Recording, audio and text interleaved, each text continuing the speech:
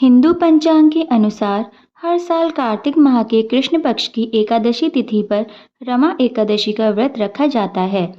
इस दिन जगत के पालनहार श्री हरि विष्णु की पूजा करने और व्रत रखने का विधान है। सभी एकादशियों में रमा एकादशी को सबसे शुभ और महत्वपूर्ण माना जाता है।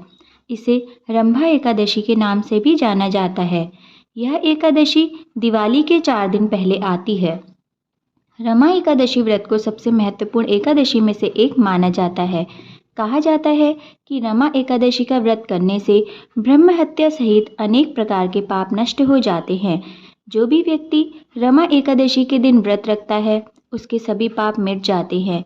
ऐसे में चलिए जानते हैं इस साल रमा एकादशी की तिथि, पूजा विधि और महत्व के बारे में। साथ ही साथ रमा एकादशी के दिन कौन सी कथा पढ़नी चाहिए उस बारे में भी हम चर्चा करेंगे। रमा एकादशी तिथि। कार्तिक माह में कृष्ण पक्ष की रमा एकादशी तिथि की शुरुआत 8 नवंबर 2023 को सुबह 8:23 से हो रही है। अगले दिन 9 नवंबर 2023 को सुबह 10:41 पर इसका समापन होगा। उदया तिथि के अनुसार 9 नवंबर को रमा एकादशी का व्रत रखा जाएगा। आइए अब जानते हैं कि पूजा का शुभ मुहूर्त क्या है। 9 नवंबर को पूजा का शुभ मुहूर्त सुबह 6:39 से लेकर सुबह 8 बजे तक है। व्रत पूजा विधि। रमा एकादशी के दिन प्रातः स्नान आदि से निवृत्त होकर स्वच्छ वस्त्र धारण करें और भगवान विष्णु की प्रतिमा या तस्वीर स्थापित करें। प्रतिमा के सामने बैठकर व्रत का संकल्प लें। इसके बाद भगवान विष्णु की पूजा विधि विधान से करें।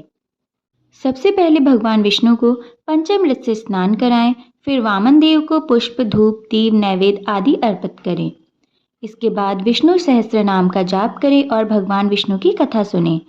साथ ही द्वादशी के दिन ब्राह्मणों को भोजन कराकर और दान देकर आशीर्वाद प्राप्त करें। रमा एकादशी व्रत पारण। रमा एकादशी के व्रत का पारण 10 नवंबर 2023 को सुबह 6:39 से सुबह 8:50 के बीच करना शुभ रहेगा। रमा एकादशी व्रत कथा। पौराणिक काल में मुचुकुंद नाम का राजा राज्य करता था। वह बड़ा सत्यवादी तथा विष्णु भक्त था। उसका राज्य बिल्कुल निष्कंटक था। उसकी चंद्रभागा नाम की एक कन्या थी जिसका विवाह उसने राजा के पुत्र शोभन से कर दिया। राजा मुचुकुंद एकादशी का व्रत बड़े ही नियम से करता था और उसके राज्य में सभी कठोरता से इस नियम का पालन करते थे। नगर में मनुष्य से लेकर पशु पक्षी भी रखते थे एकादशी का व्रत। एक बार कार्तिक माह में राजकुमार शोभन अपनी ससुराल आया हुआ था। उस दौरान रमा एकादशी का व्रत आने वाला था।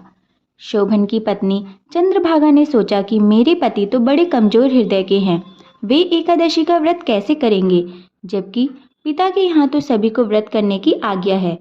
चंद्रभागा ने पति को बताया कि यहाँ जीव जंतु भी एकादशी के दिन भोजन नहीं करते हैं। ऐसे में अगर राज्य का दामाद ही व्रत नहीं करेगा तो उसके राज्य से उसे बाहर जाना पड़ेगा। चंद्रभागा की इस बात को सुनने के बाद आखिरकार शोभन को रमा एकादशी व्रत रखना ही पड़ा, लेकिन पारण करने से पहले ही उसकी मृत्यु हो गई। इसके बाद चंद्रभागा अपने पिता के यहाँ ही रहने लगी। यहाँ रहकर ही पूजा पाठ और व्रत करती थी।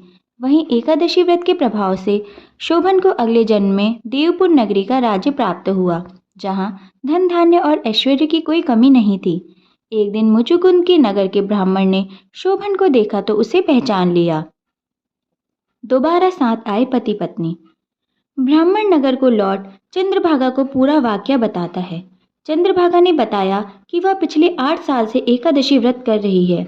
इसके प्रभाव से पति शोभन को पुण्य फल की प्राप्ति होगी। चंद्रभागा शोभन के पास जाती है और उसे एकादशी व्रत का समस्त पुण्य सौंप देती है।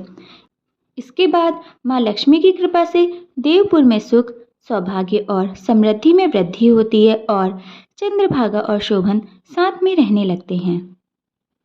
तो यह थी रमा एकादशी की कथा।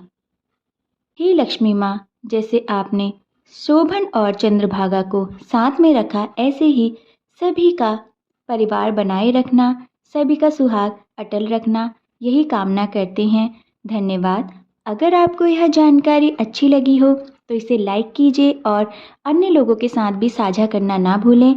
चैनल पर पहली बार आए हैं तो सब्सक्राइब ज़रूर करें। आपका दिन शुभ हो।